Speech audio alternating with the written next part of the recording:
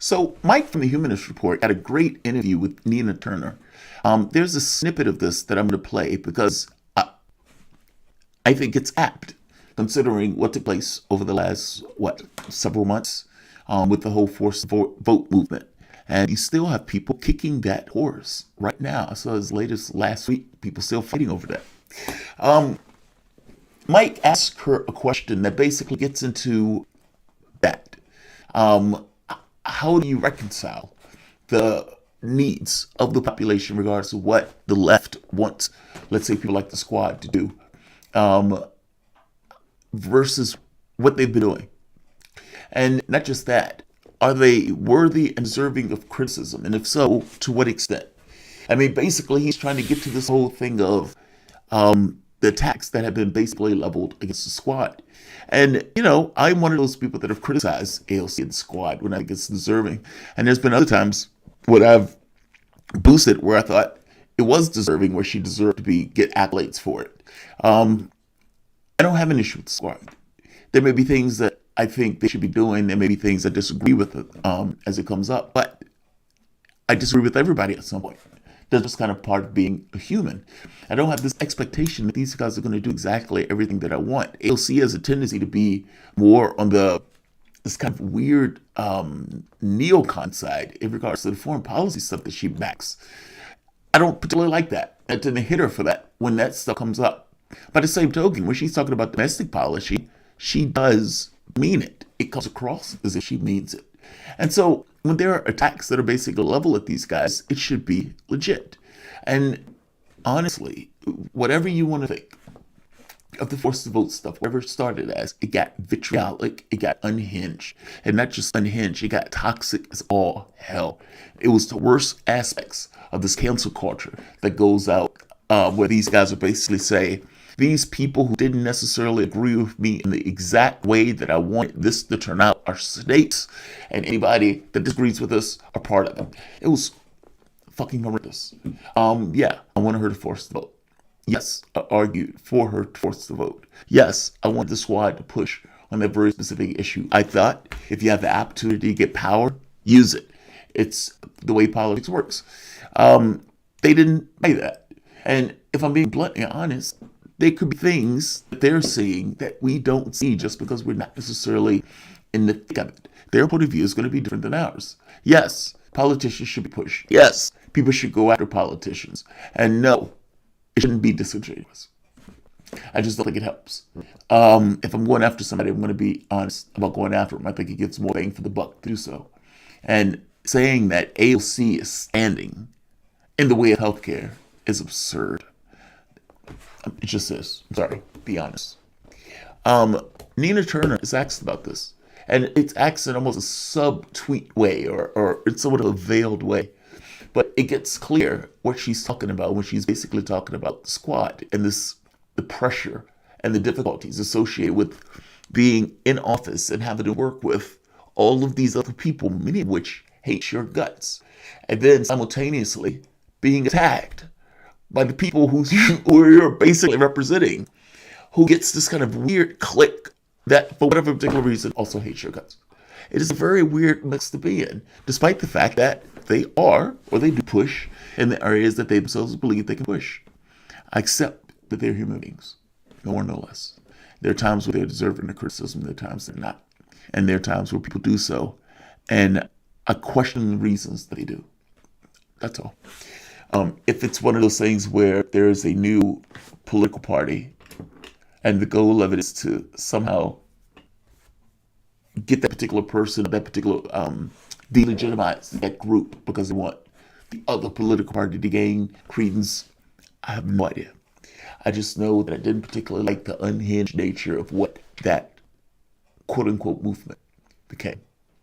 Mike asked Nina Turner about this. Her answer is a voice of reason. Welcome to the soapbox.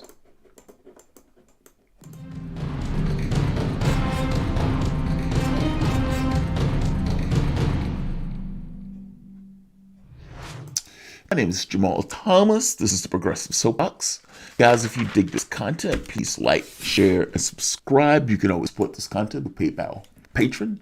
This content is brought to you by you, and I appreciate you the opportunity for doing it. Look, a lot of people are probably going to hate me saying this. And, I've been pretty straightforward in my position on it. People say this is the king of nuance. That may be fair enough. But often emotions aren't necessarily one way or the other. They're divided, they're mixed. In this very specific case, I thought the policy was great. I thought the politics was great. I thought the execution of it was poor. Everything from basically making a toxic environment so people who looked at it, that looks rough. And it came just divisive in the way that it was put forward.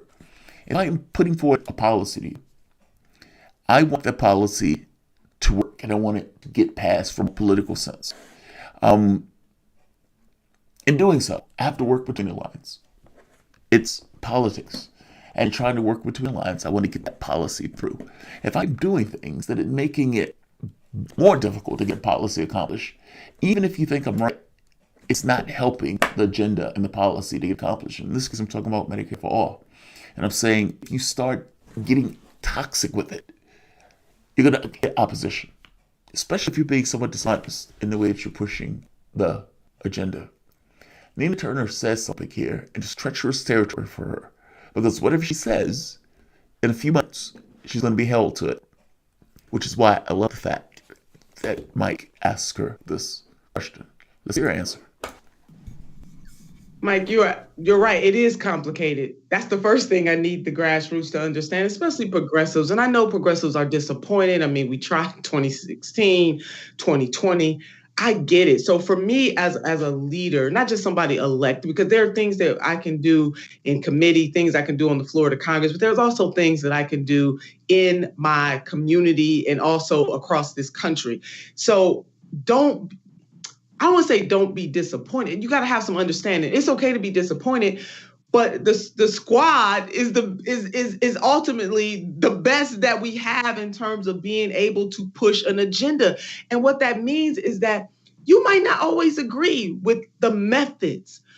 I need people to understand that when you are on the inside, it doesn't mean that you are selling out. I know they've gotten a lot of pressure, but they are the ones up there holding it down. They're pushing as hard as they can. And just because things are not going exactly the way, just because they're not using the exact tactics that some in the activist community want them to use, that doesn't mean that you throw them away. Because guess what? If you're throwing away members of the squad who are our best opportunity to get what we need, and also some members of that progressive caucus, then you're not going to have anybody there. So if the prerequisite in summation, if the prerequisite for relationship means that I have to do, or the squad has to do everything you say, the way you say do it, then there's not much of a relationship at all. And that you're going to be disappointed. Hell, they're going to be disappointed with me. I said that to Tim Black when we interviewed. I'm saying it to you, Mike. I want them to know you're going to be disappointed at some point. But that does not mean that you give up totally on the people who are the best fighting chance that you have. And then there's something called strategy. So the grassroots strategy is different than the strategy once you are on the inside. You will know when somebody is sold out. And I assure you that the squad has not, underline, bold, underscore, sold out in any way. They need the grassroots. You can hold them accountable, but you don't throw them away. I mean, some of the pressures, even with Congresswoman Cori Bush, I just want to use her as the example. I mean, she just got there. Hell, overall, the squad members overall just got there, even the ones who've been there a little longer. And then you have people just throwing up their hands, throwing them away just because they're not using the tactics that you want them to use. You don't know what is going on. And so part of the thing that I want to do outside of what I do, and I'm claiming this on the floor of the House of Representatives and also as a member of committee, is to also continue to educate and bring people. I just want people to see it different ways, to get understanding. Stephen Covey, one of the most world-renowned leadership gurus, has a quote that I love. He says, "Seek first to understand and then to be understood." That doesn't mean we're always agree, but at least let's give each other enough bandwidth to understand. And for the love of God, do not throw away, malign, the squad members. It doesn't mean you're not going to be disappointed, but to throw them away is at our own peril.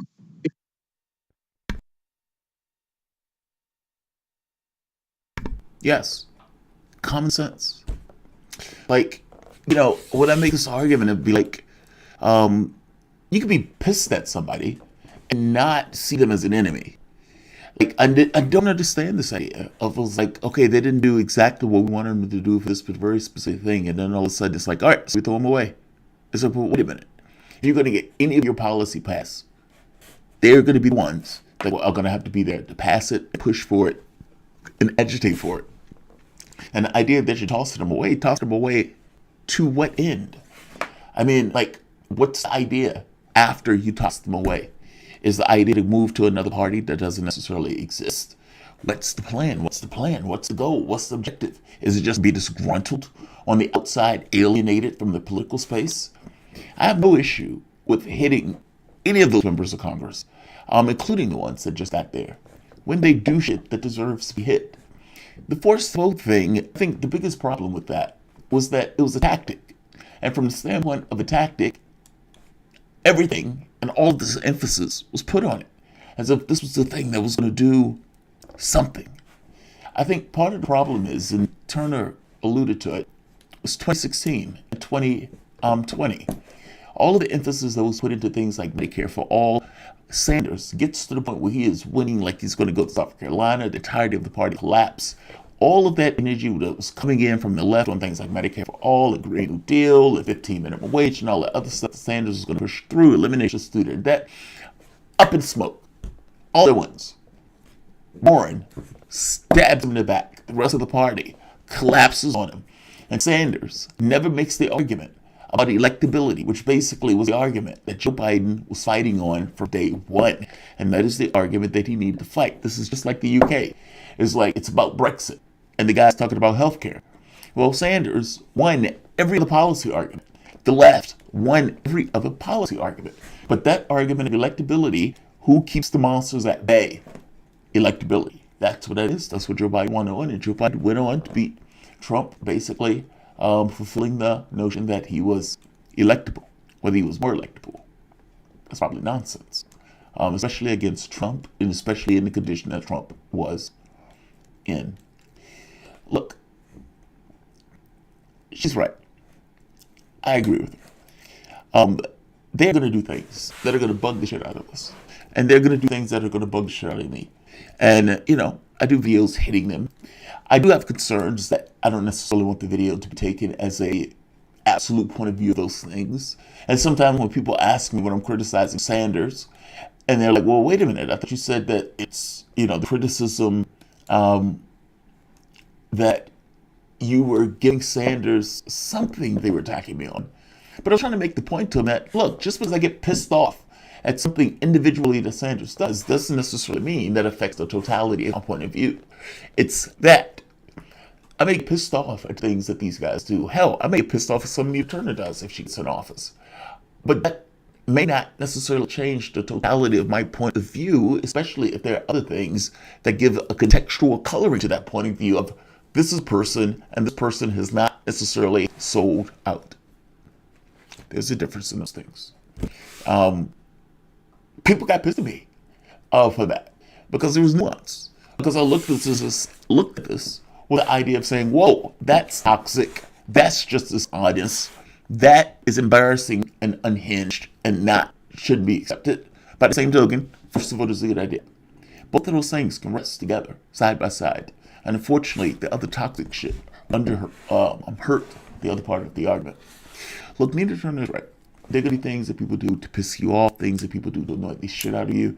And look, if it gets to a certain point where you feel that it's so over the top, then yeah, it's subjective, right? By the same token, the stuff that was going on over the past few months, that shit was unhinged.